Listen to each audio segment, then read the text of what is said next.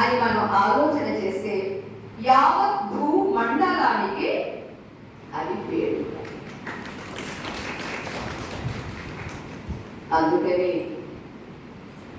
మహాత్ముల యొక్క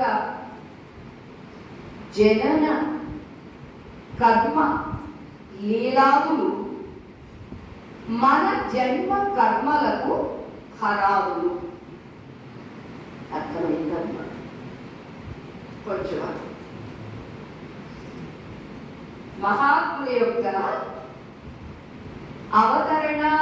అవతరించిన తర్వాత ఏమేమి క్రియలు చేశారు, ఏ లీలలు చేశారు, వీటి వల్ల మనకేమిటండి లాభం అంటే తిరిగి మరలా పునరపి జననం పునరపి మరణం పునరపి జనని జఠరే శయనం అనేటటువంటి బాధ లేకుండా పోతుంది మనందరి. ఇంకా ఏం కావాలని కోరుకునే వాళ్ళు ఎవరైనా ఉన్నారా?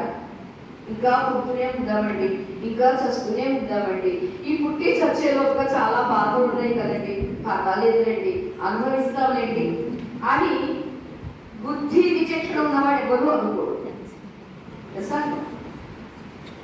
ఉన్నవాడు చాలండి, ఇహ సంసారే బహు దుస్తారే కృపయా పారే పాహి మురారే అని చక్ర భగవత్పాదులు వారు భగవంతుని మనకి ఎలా ప్రార్థించాలో కూడా నేర్పించారు.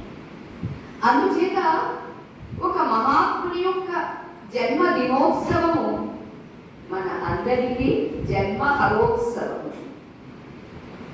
తిరిగి జన్మ లేకుండా చేస్తుంది. ఇక జన్మ ఎప్పుడు వస్తుంది? కర్మ ఉంటే అవశ్యం తప్పదు. కర్మ ఉందనుకోండి, అదే లాక్కొస్తుంది మనల్ని.